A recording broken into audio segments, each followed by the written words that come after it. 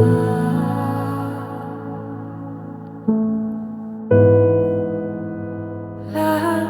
of God,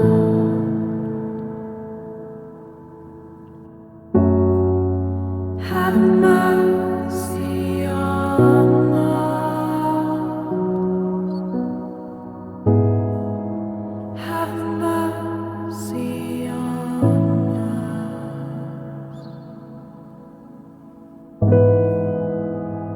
Lamb of God,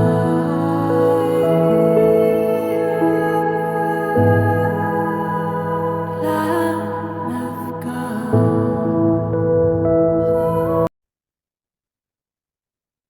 Shalom saudara-saudari yang terkasih dalam Kristus. Kita kembali dalam channel Spiritualitas Kristiani. Pada kesempatan ini saya akan mengajak Anda untuk merenungkan yaitu tentang karunia-karunia Roh Kudus. Di mana kita akan juga mempersiapkan diri untuk Pentakosta. Kita akan merenungkan karunia-karunia Roh Kudus yang kita mohon selama novena Pentakosta. Kita lihat tentang pembaptisan kita lebih dahulu. Dalam Gereja Katolik, sakramen baptis adalah sakramen pertama dan dasar dari seluruh kehidupan Kristen. Dari sinilah kehidupan Kristen dimulai, di mana orang akan menjadi anggota Gereja Katolik dan menerima segala rahmat dari Tuhan. Dalam Katekismus Gereja Katolik nomor 1213 dikatakan, baptis suci adalah dasar seluruh kehidupan Kristiani, pintu gerbang menuju kehidupan dalam roh atau vitae spiritualis Yanua, dan pintu yang membuka jalan kepada sakramen-sakramen lain. Kita akan melihat apa yang menjadi buah-buah pembaptisan ini. Jadi kita yang sudah dibaptis supaya menyadari hal ini kembali dan bersyukur bahwa sudah dibaptis dalam nama Bapa dan Putra dan Roh Kudus. Kita lihat buah-buahnya, yaitu kita lihat dalam Katekismus Gereja Katolik nomor 1279. Dikatakan bahwa buahnya menerima pengampunan dosa asal dan semua dosa pribadi. Maksudnya, ketika dibaptis dewasa, maka dosa-dosa pribadi sampai dibaptis itu dihapuskan. Kemudian juga mengalami kelahiran untuk hidup baru, menjadi anak angkat Allah. Jadi kita diangkat menjadi anak-anak Allah, maka kita dapat menyebut Allah itu Bapa kita. Kenapa angkat? Karena kita memang kodratnya bukan Allah. Ya, hanya Yesus yang kodrat Allah. Sedangkan kita adalah kodratnya manusia. Maka kita diangkat karena Yesus yang menebus kita. Kemudian kita menjadi anggota Kristus dan genisah Roh Kudus. Digabungkan dalam gereja, ya digabungkan terutama kalau dibaptis dalam Katolik, ya digabungkan dengan gereja Katolik. Kemudian mengambil bagian dalam imamat Kristus dalam perutusannya sebagai nabi dan raja. Ini buah-buah pembaptisan. Tetapi kita dapat menerima buah pembaptisan lebih lagi. Ya, itu diungkapkan dalam Katekismus Gereja Katolik nomor 1266, yaitu di mana Allah Tritunggal Maha Kudus tinggal dalam orang yang dibaptis. Karena apa? Dibaptis dalam nama Bapa dan Putra dan Roh Kudus. Jadi Allah Tritunggal itu tinggal dalam diri orang yang dibaptis. Kemudian menerima rahmat pengudusan, yaitu rahmat pembenaran. Menerima kebajikan-kebajikan ilahi atau kebajikan teologal, iman, harapan, dan kasih. Juga menerima anugerah-anugerah Roh Kudus, supaya hidup dan bekerja di bawah dorongan Roh Kudus. Kemudian juga dimampukan untuk menerima kebajikan-kebajikan susila atau kebajikan moral supaya tumbuh dalam kebaikan. Kita akan bahas 3 hal di sini, yaitu kebajikan teologal, ada kebajikan moral, dan juga karunia-karunia Roh Kudus yang kita terima pada saat kita dibaptis. Artinya menerima buah-buah pembaptisan. Apa itu kebajikan? Kebajikan adalah disposisi tetap dan teguh untuk melakukan yang baik. Kebajikan ini memungkinkan orang tidak hanya untuk melakukan perbuatan-perbuatan yang baik, tetapi juga untuk memberikan yang terbaik dari dirinya. Ini dikatakan dalam Katekismus nomor 1803. Jadi kebajikan ini adalah kualitas rohani yang tetap yang memungkinkan seseorang untuk bertindak secara moral benar. Ya, tidak hanya baik tapi juga benar. Kita lihat ada jenis-jenis kebajikan, yaitu tadi sudah disebut ada kebajikan teologal atau kebajikan ilahi, iman, harapan, dan kasih, dan juga kebajikan susila atau kebajikan moral. Maka kita lihat yang pertama yaitu kebajikan moral, kebajikan manusiawi yang menuntun kehidupan moral kita. Dan di sini ada 4 kebajikan pokok atau disebut kebajikan kardinal. Yang pertama adalah kebijaksanaan, prudence, ya. Kemampuan untuk menilai dan memilih cara terbaik untuk mencapai kebaikan sejati. Yang kedua, keadilan, justice, yaitu kehendak tetap untuk memberikan kepada setiap orang apa yang menjadi haknya. Nah, ini bersikap adil. Kemudian ketiga, keperkasaan, fortitude, keteguhan hati dalam menghadapi kesulitan dan bertekun dalam mencari kebaikan. Kemudian yang keempat, penguasaan diri, temperance.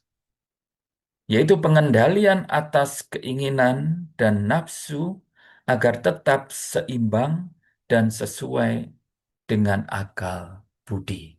Tentunya akal budi yang sehat ya. Lalu kebajikan teologal yang kedua, kebajikan ilahi. Kebajikan ini diberikan oleh Allah secara cuma-cuma dan mengarahkan manusia langsung kepada Allah. Dan di sini ada tiga kebajikan teologal, yaitu iman, yaitu percaya kepada Allah dan segala yang dinyatakan oleh Tuhan. Kedua, harapan, yaitu percaya bahwa Allah akan memberikan hidup kekal dan pertolongannya. Dan yang ketiga, kasih atau charity atau love, yaitu mencintai Allah di atas segalanya, di atas segala sesuatu, dan mengasihi sesama seperti diri sendiri. Kebajikan teologal mengarahkan kita langsung memang kepada Allah. Dan kebajikan moral itu menyiapkan dan menjaga jalan menuju persatuan dengan Tuhan, yaitu menjaga jalan hidup kita supaya terarah dan menuju kepada Tuhan.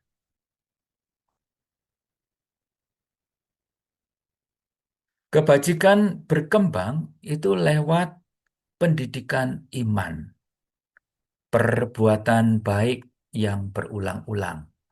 Jadi tidak hanya satu dua kali perbuatan baik, tetapi perbuatan baik yang terus-menerus dilakukan secara berulang. Kemudian yang ketiga, usaha manusiawi yang dibantu oleh rahmat Allah. Jadi kita memang dalam kebajikan ini, kita ada usaha manusiawi kita. Jadi perlu diusahakan, tetapi tetap memerlukan bantuan rahmat Tuhan. Karena memang untuk berbuat kebaikan, manusia itu memerlukan bantuan rahmat Tuhan.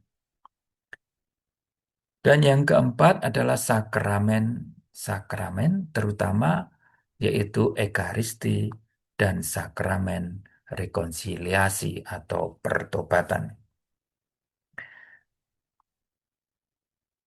Kita dapat melihatnya kebajikan itu seperti otot rohani. Jadi kita bayangkan kebajikan itu seperti otot rohani. Semakin sering kita melatihnya lewat kebiasaan baik, lewat doa, dan bantuan rahmat Tuhan, maka semakin kuat kebajikan itu. Dan semakin mudah bagi kita untuk berbuat yang benar. Jadi kalau otot manusia, badan, jasmani itu dilatih, itu maka semakin kuat. Demikian juga kebajikan itu seperti otot rohani yang perlu dilatih dengan kebiasaan-kebiasaan perbuatan baik, doa, dan bantuan rahmat Tuhan, maka kebajikan itu semakin kuat. Nah, sekarang kita akan melihat karunia-karunia Roh Kudus. Karunia-karunia Roh Kudus adalah pemberian ilahi yang ditanamkan dalam diri orang beriman, yaitu melalui rahmat sakramen baptis dan diperkuat dalam sakramen krisma. Nah, ini karunia-karunia Roh Kudus. Kita bersyukur bahwa kita menerima bagi kita yang sudah dibaptis. Nah, ini perlu disadari. Dan karunia-karunia Roh Kudus itu ada 7 karunia.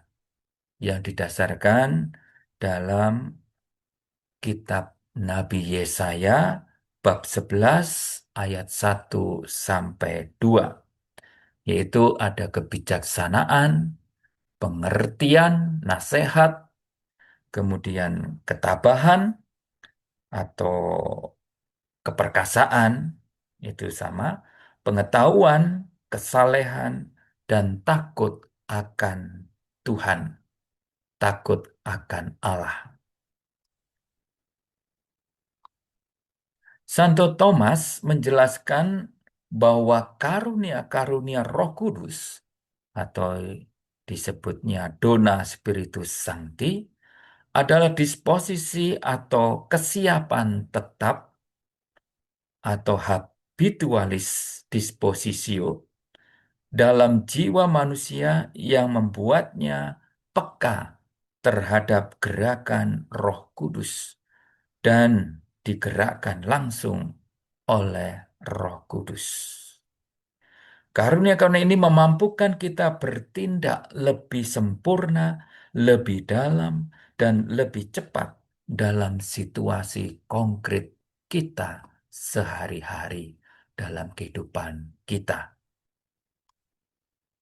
Meskipun ada 7 karunia yang berbeda-beda, Santo Thomas mengajarkan bahwa karunia-karunia ini tidak bekerja secara terpisah atau berurutan seperti langkah-langkah linear. Jadi tidak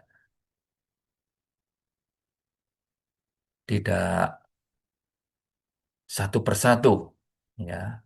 Jadi tidak misalnya takut akan Allah dulu, terus berkembang, baru kemudian naik ke nasihat, terus baru kemudian naik sampai kemudian kebijaksanaan. Tidak, ya.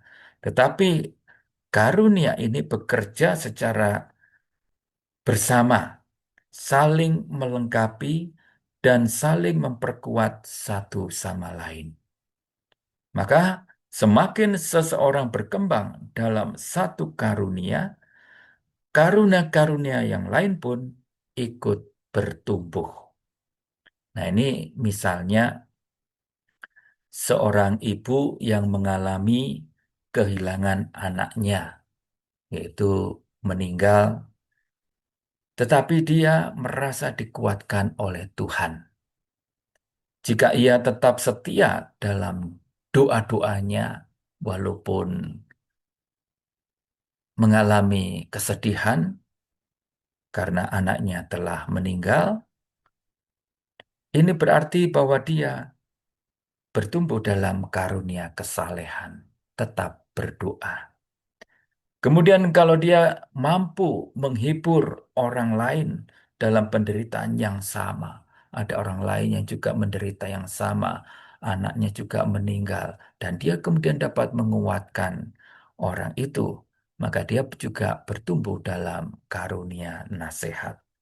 Kemudian ketika dia juga menerima penderitaan dengan penuh iman, ya, tadi dengan doa, terus setia kepada Tuhan, dan dia dapat menerima penderitaan dengan penuh iman, maka karunia kebijaksanaan dan keperkasaan atau ketabahan itu juga ada padanya.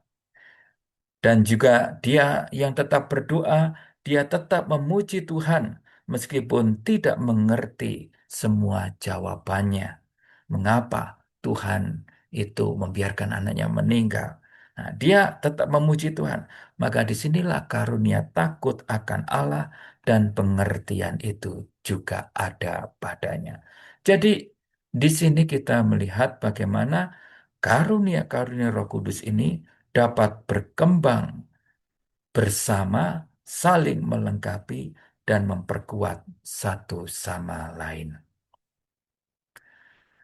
Karunia ini tidak menggantikan kebajikan. Ya, karunia-karunia Roh Kudus itu tidak menggantikan kebajikan. Juga bukan lebih tinggi dari kebajikan teologal, tetapi menyempurnakan dan memperkuat pelaksanaannya dalam hidup sehari-hari, khususnya dalam menghadapi situasi yang sulit, kompleks, atau rumit. Ya, kalau dalam situasi baik, tenang, ya tentunya mudah. Tetapi justru dalam keadaan sulit inilah, ya. Jadi karunia-karunia Roh Kudus ini menyempurnakan dan memperkuat pelaksanaan kebajikan. Kebajikan seperti iman, harapan, dan kasih atau kebajikan teologal menghubungkan kita langsung dengan Allah dan membuat kita mampu memilih dan melakukan yang baik dan benar.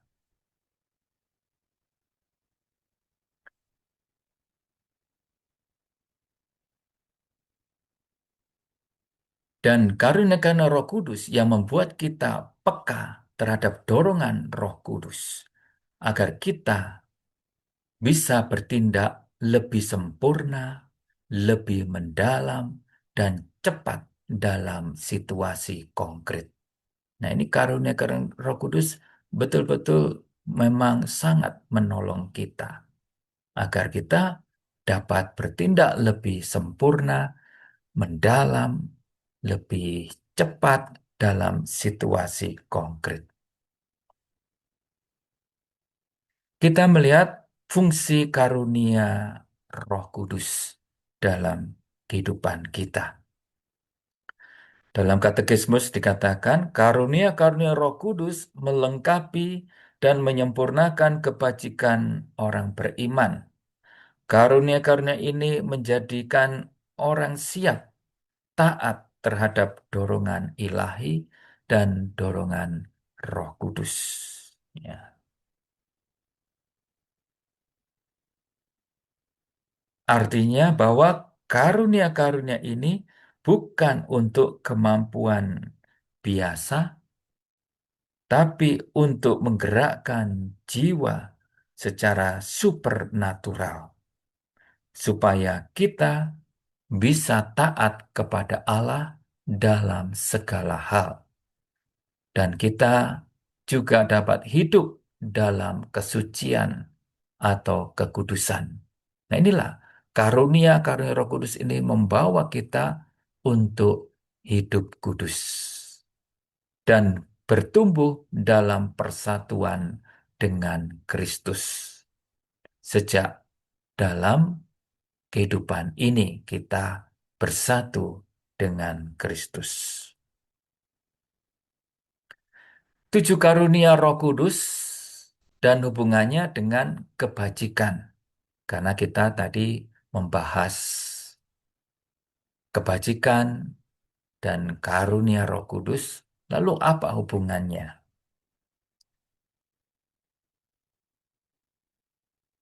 Kita melihat dalam diagram ini ya bahwa karunia Roh Kudus misalnya yang pertama, pengertian yang berfungsi kegunaannya membantu kita menyelami lebih dalam kebenaran iman dan menemukan harmoni misteri iman di dalamnya. Maka di sini kebajikan yang disempurnakan oleh karunia Roh Kudus adalah kebajikan iman. Yang kedua, karunia pengetahuan membuat kita memandang segala sesuatu atau segala ciptaan dalam kaitannya dengan Allah sebagai Sang Pencipta. Dan ini kebajikan yang disempurnakan adalah iman dan harapan. Kemudian yang ketiga, karunia takut akan Tuhan yang berfungsi melepaskan kita dari godaan dunia, meneguhkan harapan, menimbulkan rasa rindu akan surga. Dan di sini kebajikan yang disempurnakan adalah harapan dan penguasaan diri. Kemudian keempat, karunia hikmat membuat kita menikmati hal-hal ilahi dan memperdalam kasih kepada Allah. Dan yang disempurnakan kebajikannya adalah kasih. Kemudian karunia nasihat membantu kita membuat keputusan moral yang tepat dalam situasi yang sulit, yang rumit, yang kompleks. Dan di sini kebajikan yang disempurnakan adalah kebijaksanaan. Kemudian yang keenam, kesalehan. Dan di sini menumbuhkan rasa hormat, cinta, dan pengakuan akan Allah sebagai Bapa yang ingin kita muliakan dengan kasih. Dan yang disempurnakan kebajikan di sini adalah religiositas atau bagian dari keadilan.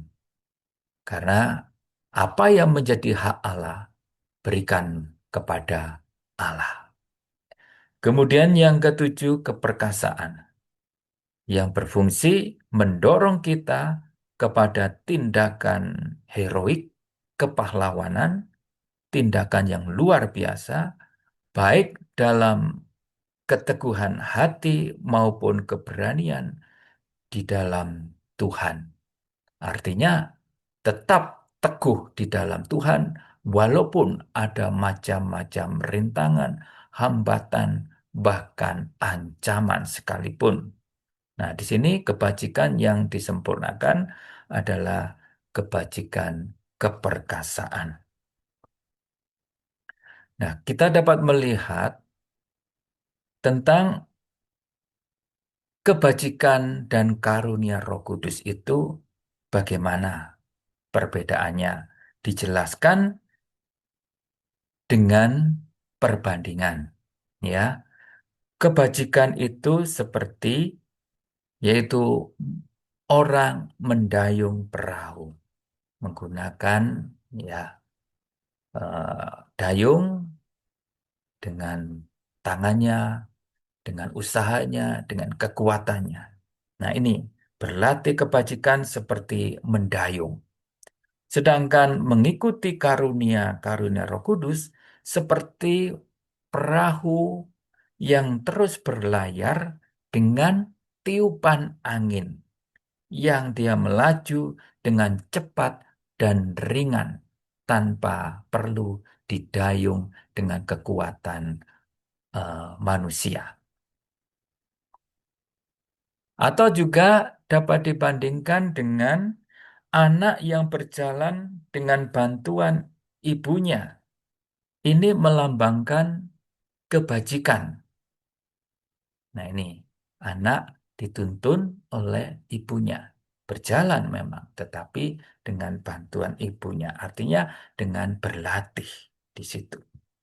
Nah, sedangkan karunia Roh Kudus itu seperti anak yang digendong ibunya melambangkan karunia Roh Kudus. Ini sebagai penjelasan untuk membandingkan. Ya.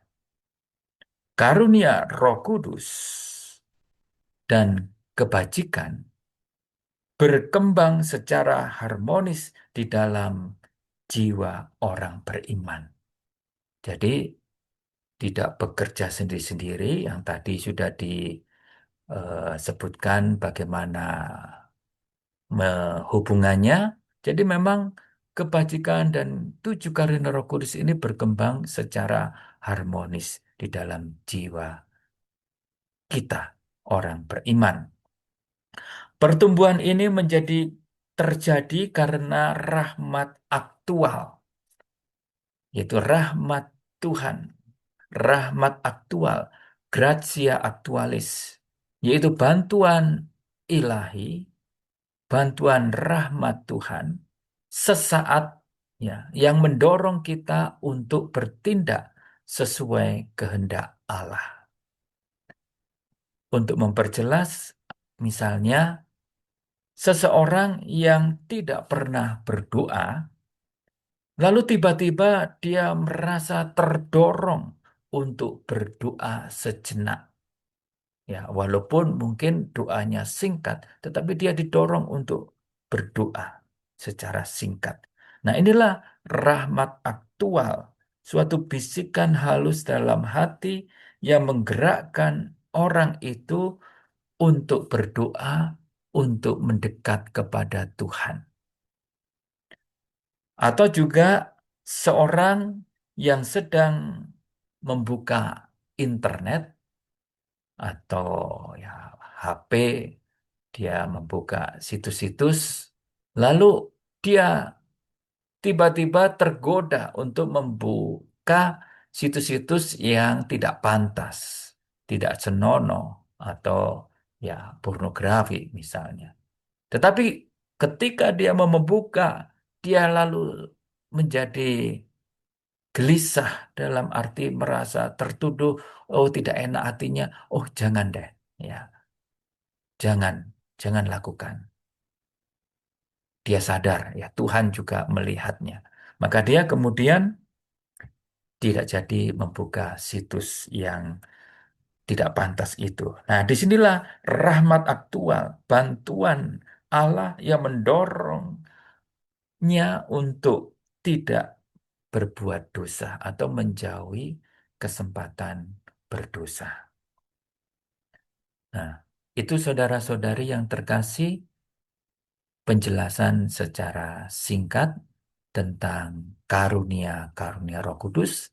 Semoga kita menjadi sadar betapa kita bersyukur bahwa kita memiliki karunia-karunia Roh Kudus, juga diberikan kebajikan-kebajikan, kita mau terima semua, kita kembangkan untuk kehidupan kita sebagai orang Kristiani.